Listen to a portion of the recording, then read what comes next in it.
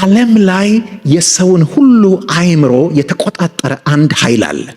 የሰውን ሁሉ ነው የምላችሁ። አይገርምም? ይሄ እኮ በጣም የሚገርም ነገር ነው። አንድ ኃይል፣ ያውም መለኮት አይደለም፣ ሁሉን ቻይ አይደለም፣ በአንድ ጊዜ በሁሉ ስፍራ የሚገኝ አይደለም፣ ሉዓላዊ አይደለም፣ ሶቨሬን አይደለም።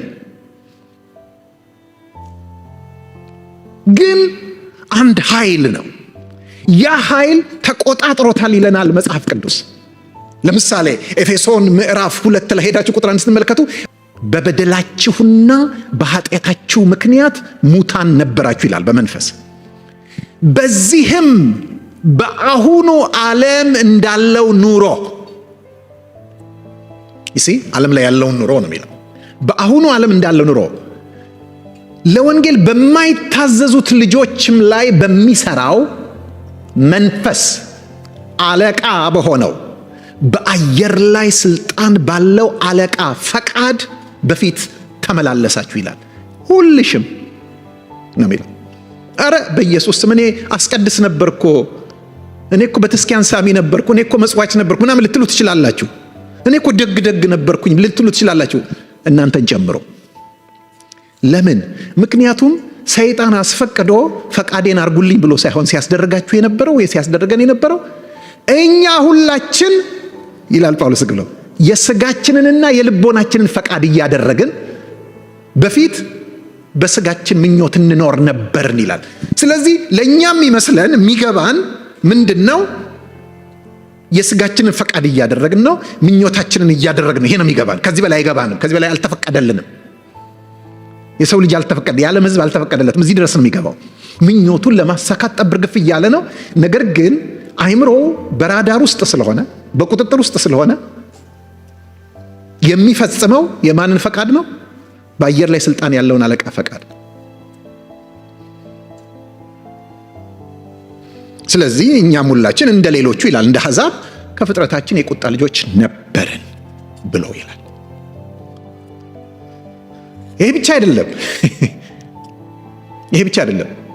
ቆላስይስ ምዕራፍ 1 ላይ ሄዳችሁ ብትመለከቱ ወደ ቁጥር 18 19 20 አካባቢ ሄዳችሁ ብትመለከቱ ምን ይላል? ተመልከቱ። እናንተንም ይላቸዋል የቆላስይስ ሰዎች፣ እናንተንም ነውርና ነቀፋ የሌላችሁና ቅዱሳን አድርጎ በአብ ፊት በእርሱ ፊት ያቀርባችሁ ዘንድ በፊት የተለያችሁትን ክፉ ስራችሁን በማድረግ በሐሳባችሁ ጠላቶች የነበራችሁትን በስጋው ሰውነት በሞቱ አስታረቃችሁ ይላል። ስራውን ከእርቅ ጀመረው። ግቡ እርቅ አይደለም፣ ጅማሬው ነው እርቅ። ግቡ ግን ምንድነው? እናንተም ነውርና ነቀፋ የሌላችሁና ቅዱሳን አድርጎ በአብ ፊት የማቀረብ ነው የፕሮጀክቱ ፍጻሜ። ነገር ግን የፕሮጀክቱ ጅማሬ ምንድነው? ማስታረቅ ነው። ግን ምን የነበራችሁትን ክፉ ስራችሁን በማድረግ በሐሳባችሁ ጠላቶች ነው። ስለዚህ በሐሳባችን ምን ነበርን ማለት ነው? የእግዚአብሔር ጠላቶች ነበርን፣ በቁጥጥር ስር ነበርን። እንዴት ብላችሁ ካላችሁ አሁንም ልድገምላችሁ። ሁለተኛ ቆሮንቶስ ምዕራፍ 4 ቁጥር 3 እና 4 እንደዚህ ይላል፣ ወንጌላችን የተከደነ ቢሆን የተከደነባቸው ለሚጠፉት ነው፣ ለእነርሱም የእግዚአብሔር ምሳሌ የሆነው የኢየሱስ ክርስቶስ የክብሩ ወንጌል ብርሃን እንዳያበራላቸው የዚህ ዓለም አምላክ የማያምኑትን ሐሳብ አሳወረ ይላል። አሳወረ። ስለዚህ አንድ የምናውቀው ነገር አሁን በዚህ ቅጽበት በክርስቶስ ኢየሱስ የማያምኑ ሰዎች ሁሉ በዓለም ላይ ሐሳባቸው የታወረ ነው። አያሳዝንም? እኛ ይህን እናውቃለን። ይሄ መረጃ አለን። ሰዎች አያውቁ፣ ሐሳባቸው የታወረ ነው። የሚያዩ ይመስላቸዋል፣ ግን ሐሳባቸው የታወረ ነው።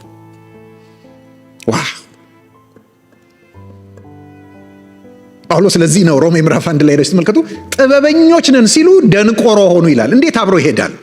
ጥበብና ድንቁርና አብሮ መሄድ ነገር አለም።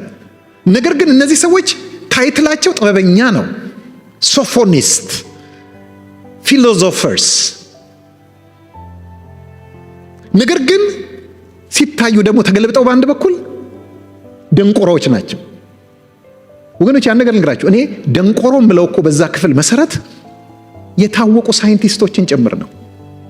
ማለት ሳይንቲስት ስላችሁ እኔ ሀብትሉኝ ለልላችሁ የማልችለውን የረቂቅ የስፔስ ጉዳይ ስለ ብላክ ሆል የሚያወሩ እንዴት ስለ ካልኩሌሽን የሚሰሩ እዛ ላይ ይገባቸዋል። ባለ በ100 ሚሊዮን ላይት ይርስ ርቀት ላይ ስላለ አንድ ኮከብና በ2 ምናምን ትል ርቀት ስላለ ምናምን የሚያወሩ እኔ ምን እንደሚያወሩ ማይገባኝ፣ ይቅርታ አድርጉልኝ። እኔ ብቻ ከደመና ከፍ ካላችሁ አይገባኝም። ይገባችኋል አባባለ እስከ ደዛ ድረስ ከትንሽ ከ38000 ጫማ ድረስ በር ያለ ከዛ ባለፈ እውነት ልንገራችሁ ከመደነቅ በቀር አይገባኝም። እነዚህ ሰዎች ግን ካልኩሌት ያደርጋሉ። ደግሞ እኮ ካልኩሌሽናቸው ዝም ብሎ እብደት እንዳይመስላችሁ ትክክል ነው። I tell you ትክክል ነው። they are genius, they are exceptional, they are intelligent ግን ደንቆሮ ናቸው። ለዚህ ነው ነብዩ ሆሴ እግዚአብሔር በነብዩ ሆሴ ሲናገር ምን አለ ስለ ኤፍሬም ስለሚባለው ነገር ኤፍሬም ያልተገላበጠ ቂጣ ነው አለ። ያልተገላበጠ ቂጣ በአንድ በኩል ያራል፣ በአንድ በኩል ሊጥ ነው። እነዚህ ሰዎች ለዚህ ዓለም ለሆነው ነገር ምንድናቸው? ጥበበኞች ናቸው። ለእግዚአብሔር ለሆነው ነገር ደንቆሮ ናቸው። አይምሮአችን ግን የተሰራው ሁለቱንም እንዲያውቅ ነው። በሁለቱም ዓለማት ውስጥ ፋንክሽን እንዲያደርግ በትክክል ኦኬ። ስለዚህ አይምሮን የተቆጣጠረው ምን ያደርገዋል? ይጠቀምበታል። አሁን ወደዛ መሄድ አልፈልግም እንጂ ሁለተኛ ጢሞቴዎስ ላይ ሄዳችሁ ብትመለከቱ ሐዋርያው ጳውሎስ ለጢሞቴዎስ ምን ይለዋል? አሁንም አማኞችን እንኳን አንዳንድ አማኞችን አይምሮአቸውን ሊከራየው ይችላል ይላል፣ ሊቆጣጠረው ይችላል እና ከተያዙበት ወጥመድ ነፃ ይወጣሉ ብሎ በየዋህነት ይቅጣ ብሎ ይላል። ክፍሉ እናንተ ሄዳችሁ ልታነቡት ትችላላችሁ። ሁለተኛ ጢሞቴዎስ ላይ ምንድነው እዛ ጋር የሚነግረን? ፈቃዱን እንዲያደርጉ በሰይጣን ወጥመድ አይምሮአቸው ከተያዘበት ነፃ ወጥቶ ይላል። ስለዚህ አማኞችን እንኳን ካላወቀን፣ ካልነቃን፣ ካላስተዋልን በስተቀር ሊጠቀምበት ይችላል። የተቆጣጠረ ይጠቀምበታል። ስራው ደግሞ እሱ ምንድነው? ሐሳብን ማበላሸት ነው። ይሄ ይገርማችኋል፣ በጣም የረጅም ዓመት የሥራ ልምድ አለው ሰይጣን፣ በጣም የረጅም ዓመት።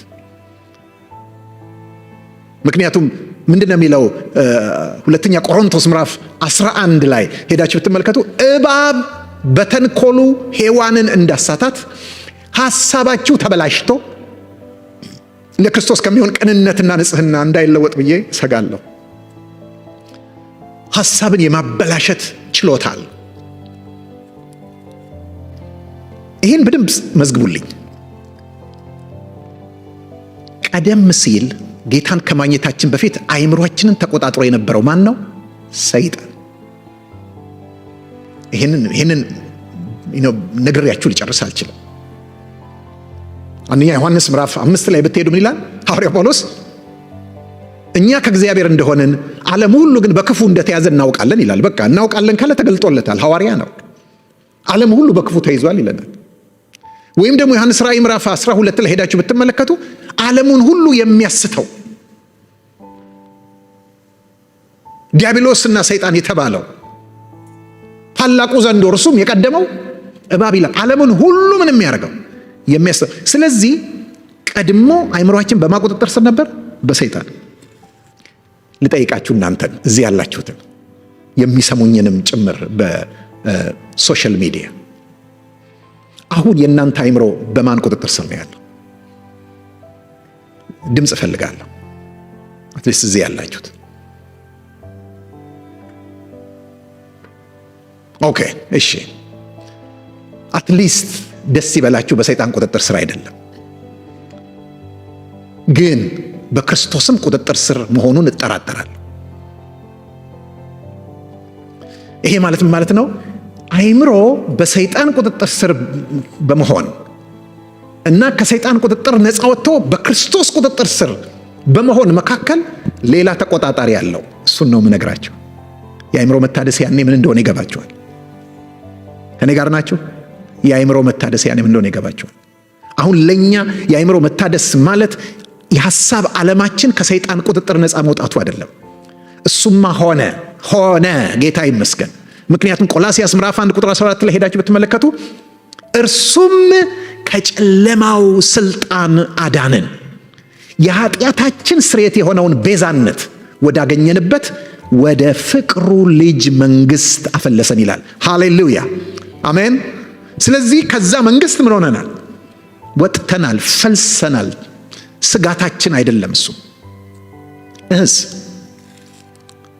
እንግዲህ በሰይጣንም ቁጥጥር አይደለም ብያችኋለሁ። ተመስገን ነው፣ የምስራች ነው። ግን ደግሞ በክርስቶስም ቁጥጥር ስር እንዳልሆነ አስባለሁ። ሙሉ በሙሉ ማለት ነው አስባለሁ።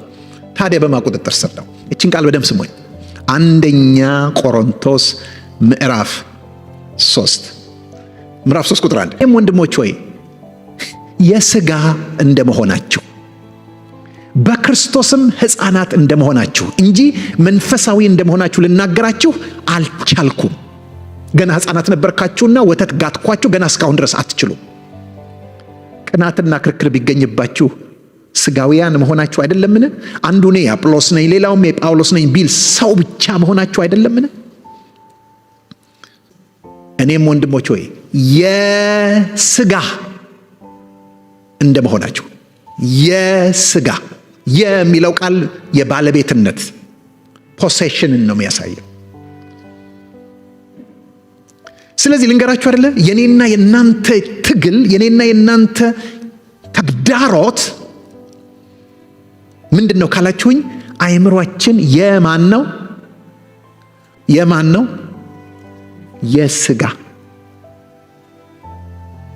የሥጋ። ስለዚህ ለኛ የአእምሮ መታደስ ማለት አእምሯችንን ከምን ቁጥጥር ነፃ ማውጣት ነው?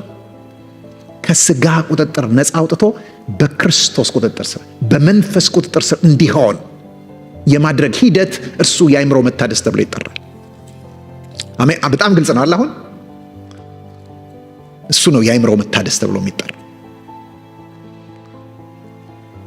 ለሰፊው ጥቅም ሳይሆን ለሰፊው ጥፋት ሥጋ ምን አድርጎታል? ተቆጣጥሮታል። ስለዚህ ነፃ መውጣት አለበት።